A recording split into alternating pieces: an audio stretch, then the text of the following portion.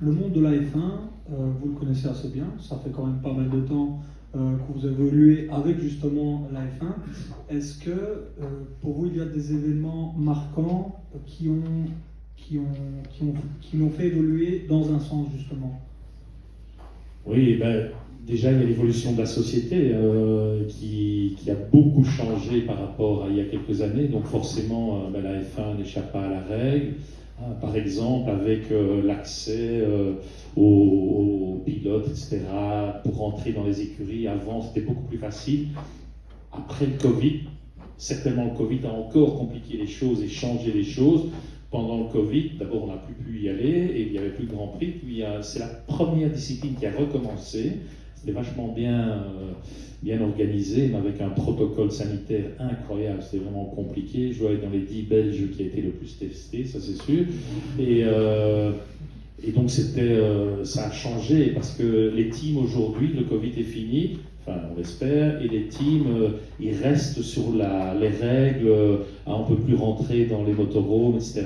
Donc ils ont profité un peu de ça pour dire, tiens, ils vont nous foutre la paix, ils ne rentrent plus. Mais avant, on rentrait très facilement dans le temps, beaucoup moins, et maintenant plus du tout. Il y a la qualité, la couverture télé, les moyens technologiques ont terriblement évolué. C'est beaucoup plus, si on voit des images il y a quelques années et celles d'aujourd'hui, c'est fort différent. Il y a des caméras partout, les gars qui filment sont les mêmes sur chaque Grand Prix dans chaque pays. Donc il y a même une certaine uniformité, il y a des caméras sur les voitures, dans les casques des pilotes. Donc il y a des teams radio, il y a les croquis et tout sur l'écran. Il y a eu aussi la sécurité qui s'est améliorée de manière incroyable. La date clé déclic, c'est vraiment 1994, avec ce funeste week-end à Imola, avec Senna et Ratzenberger qui se sont tués. Il y a eu un avant et un après. Ça reste un sport dangereux et je suis persuadé malheureusement qu'on aura encore des mauvaises blagues, c'est sûr. Mais bon, c'est quand même vachement plus sécure qu'avant.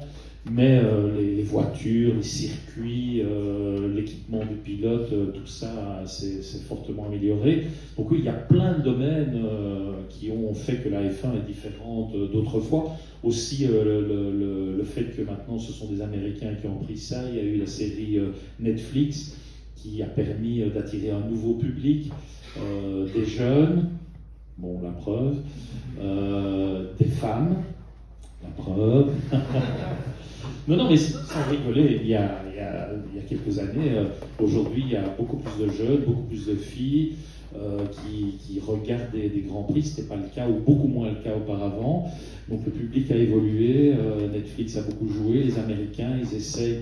Alors la difficulté, c'est qu'il faut trouver le bon compromis entre sport et spectacle, entre les purs et durs qui ont toujours été là, et puis le nouveau public qui aime bien le show. Il faut trouver un bon équilibre entre les deux, quoi.